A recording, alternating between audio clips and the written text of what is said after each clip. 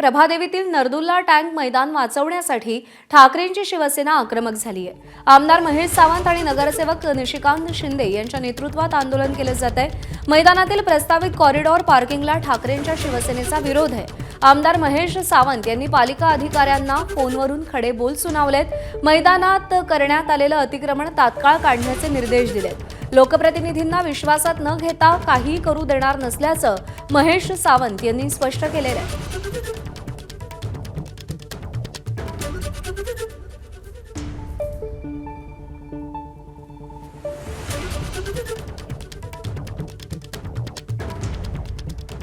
आमदार महेश सावंत यांनी पालिका अधिकाऱ्यांना खडे बोल सुनावलेले आहेत। मैदान वाचवण्यासाठी ठाकरेंची शिवसेना आक्रमक झाली आहे। मैदानातील अतिक्रमण तात्काळ काढण्याचे निर्देश देण्यात आले। मैदानाची हालत बघा काय आहे। नाही मैदान मी जिनॉर्थवाल्यांना विचारला, जिनॉर्थवाले म्हणतात की मैदान जी साऊथच्या अंडर आहे। जी साऊथच्या अंडर आहे।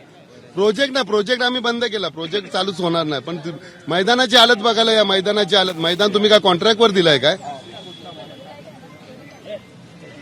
अंगारकी किती दिवस झाले? अंगारकी झाली मॅडम, किती तारखेला अंगारकी होती?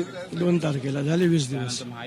पण मॅडम अंगारकी होऊन किती दिवस झाला? त्यांचा सामान तिथेच पडलेलं आहे। हो बघा किती सामान पडलेलं आहे इथे। हा कोपऱ्याला तुम्ही, हा कोपरा जवळ यादवला किंवा तुम्ही स्वतः या ना मॅडम, आम्ही स्वतः इथे लोकप्रतिनिधी, नगरसेवक, आमदार, खासदार सगळे इथे आहेत, तुम्ही पण या इथे।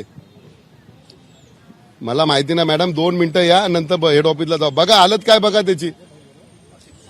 आम्ही लक्ष देत नाही म्हणून तुम्ही काय, तुमचे ऑफिसर पण लक्ष देत नाही मॅडम, चुकीच्या गोष्टी आहेत।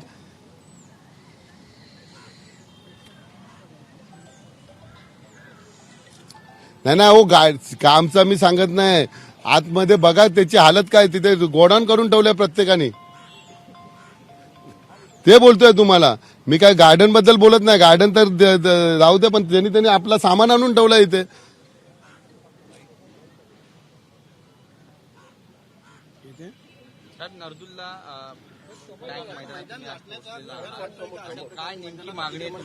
आमची एवढीच माहिती आहे। आज तुम्ही बघताय, आजच्या सामनामध्ये मी तो सुद्धा वाचलाय, मैदानाचे आरक्षण सुद्धा यांचं सरकार बदलायला चाललंय। आज मला सांगा, हा मोकळा श्वास आहे, इथे मुलं खेळतात आहे, नाही तर मोबाईलमध्ये गुंग होतील आणि वेडे होतील मुलं, मोबाईलमध्ये खेळून मैदानात नसतील तर। आमचं एवढंच म्हणणं आहे की नरदुल्ला टँक मध्ये आम्ही लहानपणापासून इथे खेळलो आहे, इथे प्रॅक्टिस केली आहे, इथेच अभ्यास करायचो आम्ही ह्या गार्डनमध्ये। आज बघा त्या गार्डनची, साने गुरुजी उद्यानाची हालत बघा काय आहे। सगळा भाग जवळजवळ 25% भाग मेट्रोनी घेतलाय। आता पार्किंगसाठी घेतात, मुलं खेळणार कुठे?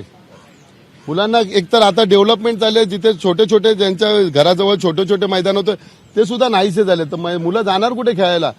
ते मोबाईलमध्ये खेळण्यापेक्षा एबीपी माझा, उघडा डोळे बघा नीट।